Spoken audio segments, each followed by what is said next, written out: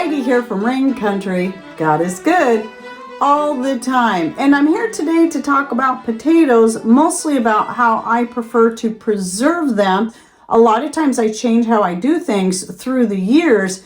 When I try something, I feel pretty good about it at first, and then I'm like, meh, and I change my mind. So I wanted to basically do an update and then talk about some of the new things I've started doing. Now, first, let me tell you my two favorite potatoes to grow. Well, the number one favorite to grow are the yellow potatoes. And I have found a couple of spots in my garden areas where the yellows do best, but I also like growing red potatoes, and they tend to like other spots better than the yellow potatoes do. And that way I can make sure I'm getting a really good harvest of potatoes, and I am always experimenting and trying different potatoes in different areas. I do from time to time like to grow some purples just because it adds a fun touch of color. But personally, for cooking and for using, they're just not my favorites, but they sure do add a nice splash of color when you're harvesting those potatoes, especially when you've got yellows and reds to mix in there as well. How I normally would put them up for the year would be to simply wash them, allow them to dry, and then layer them in boxes with straw or wadded up brown paper like you get in a lot of your packing material. And this is so that they have some kind of airspace, they're not touching each other, because they're going to be more apt to spoil or to rot if they're touching each other and having airspace in there. This is why straw is also really good. That prevents that from happening. You're getting the airflow. So I'd put some straw down, put a layer of potatoes, put another layer of straw on top of those, put another layer of potatoes, placing them carefully so they're not touching each other. And I'd keep doing that until I fill up a box. Then I do the same thing with another box. Doing that has been really great to avoid getting spoilage. It doesn't prevent them from aging. So a lot of times they're not going to make it for the whole year until I'm ready to plant again. Those that do, those will be the ones I will plant, but a lot of them just don't get used at all because they're too shriveled up, and yeah, they're not too good to use for eating at that point.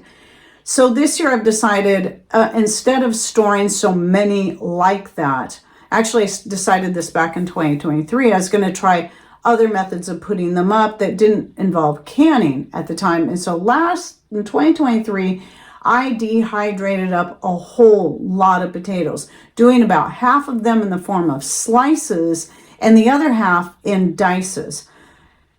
And at first I was really happy with that, thinking, oh, this is going to work great. And so I did a bunch more, just putting up quite a bit like that, always still leaving some raw. We worked through those first. But the problem was with the diced ones, I should have cut them up a lot smaller. It's really hard to make sure that they're dry all the way through. So I had a couple of jars that went moldy on me. And then I had some of the others of the diced ones they didn't mold, but they just didn't smell right when I opened them up. I wouldn't say they smelled rotten. They just didn't smell right. And so I had to dump those out, unfortunately. I did use some of them, thankfully, before all this happened. Now, my sliced ones are still good, but they do darken. It doesn't matter that they've been cooked first and even have a light coating of coconut oil on them. They still darken in the jars over time. And so I'm not really impressed with that. So I won't be dehydrating anymore like that this year, just because I still have a lot of the sliced ones to work through, but I want to really try to work through those. Now, the purpose of dehydrating them in slices was so I had some ready to go for making something like the moussaka, which is what I have been using them for.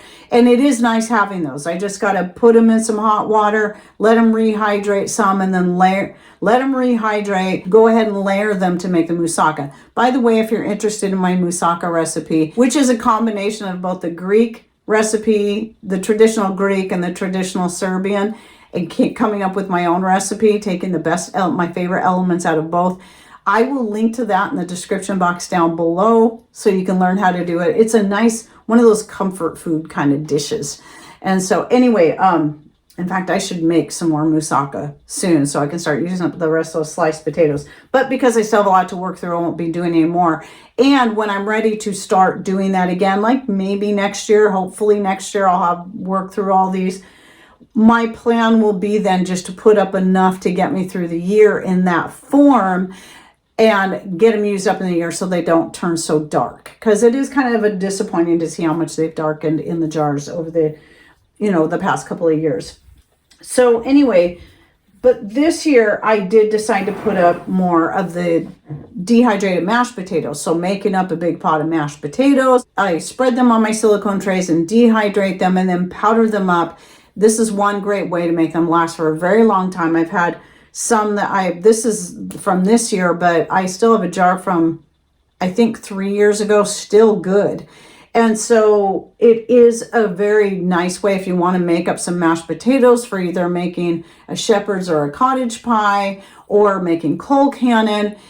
You can just add water or even broth and cook them in that. It takes a lot more water or broth than you think it's going to take, by the way. And I don't have specific measurements, but what I do have is the video I did on making the mashed potato powder, and I'll link to that in the description box down below. So this year, since I decided that's going to be one of my focuses, is putting on up more of this so I can have that. It just makes the whole process a lot faster. You don't have to peel and cut and cook and mash the potatoes. All you got to do is add your liquid, cook them until they get the consistency you want. You can cook them in milk even if you want. And then add whatever spices, seasonings, whatever you're going to do to it, or use it in whatever you're going to use it in, or make up some gravy to pour over the top.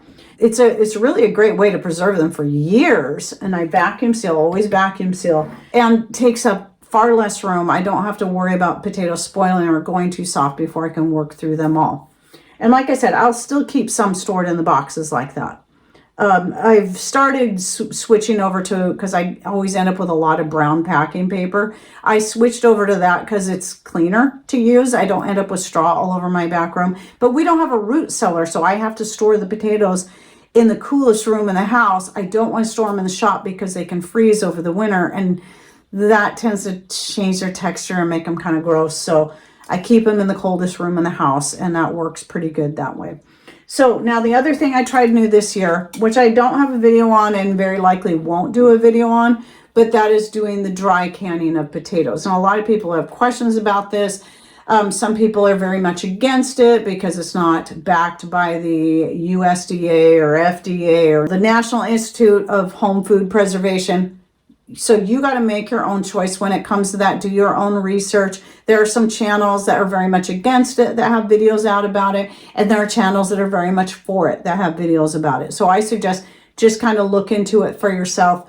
But I've had a lot of my followers and even a local friend tell me they tried it. They loved it. Far better than canning. You still pressure can them. The difference is you're not putting water in the jar, but there's a few other steps you take. The traditional method, like I've done in the past, you put water in the jar.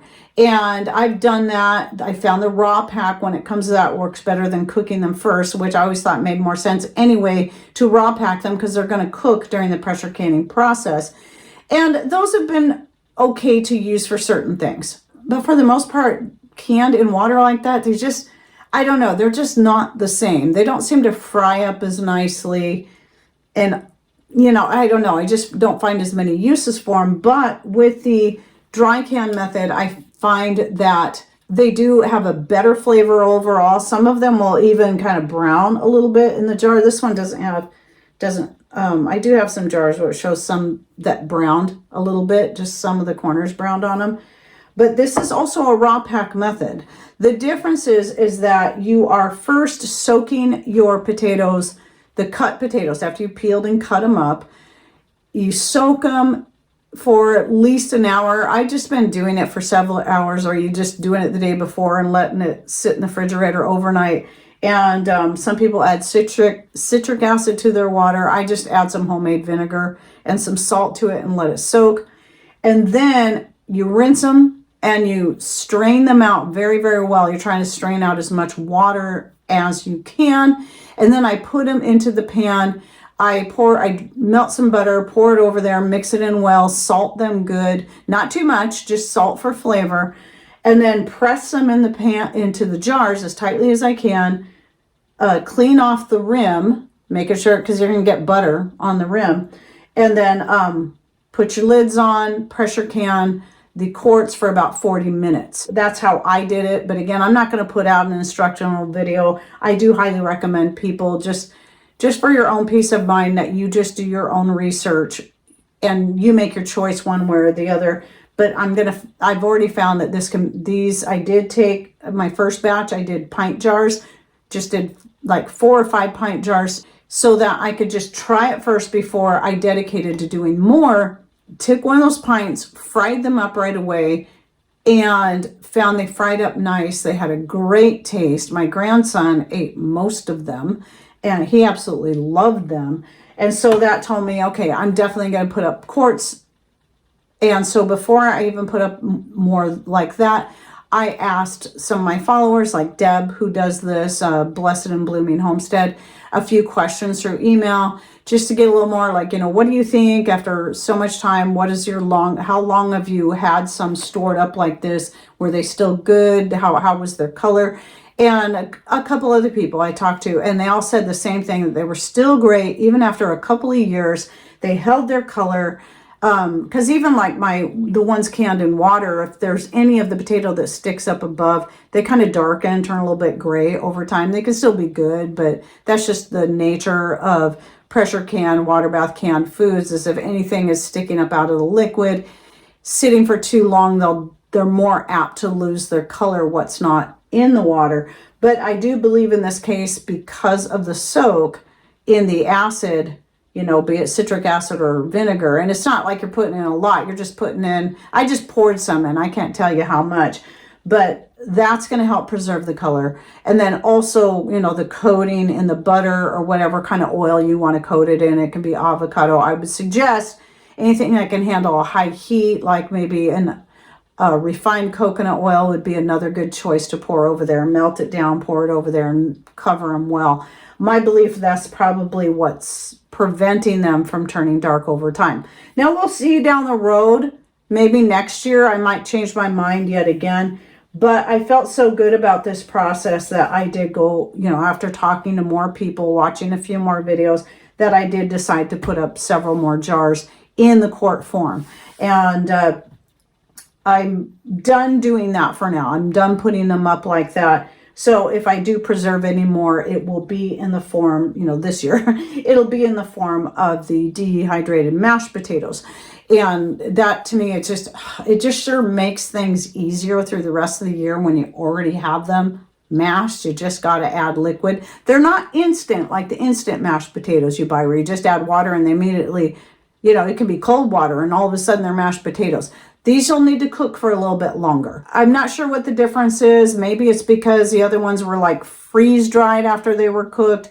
I don't know, but it still turns out really good. I've been very pleased with them. So anyway, that's what I do. That's how I preserve my potatoes. At least that's what I'm doing this year. Plus the update on what I don't recommend on the dicing potatoes. If you're going to dice them to dehydrate them, cut them up smaller, like a quarter of the size I had, I would recommend. That's the size that Mother Earth Products sells their dehydrated diced potatoes, which I do buy those occasionally just to have more like that on hand. And they're great added to soups like that.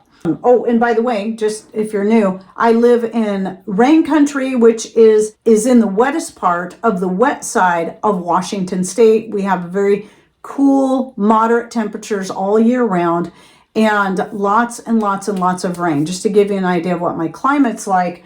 And so I find that the yellows and the reds are potatoes that tend to do best for us, and they're just our favorites anyway. So with that said, any thoughts, ideas you would like to share, if you've done any of these methods, share your experience with it, put them in comments down below, or any other methods you like to either store or preserve potatoes for long term, and so people can learn from you as well and get some good ideas from you guys. And thanks for watching. Take care and God bless.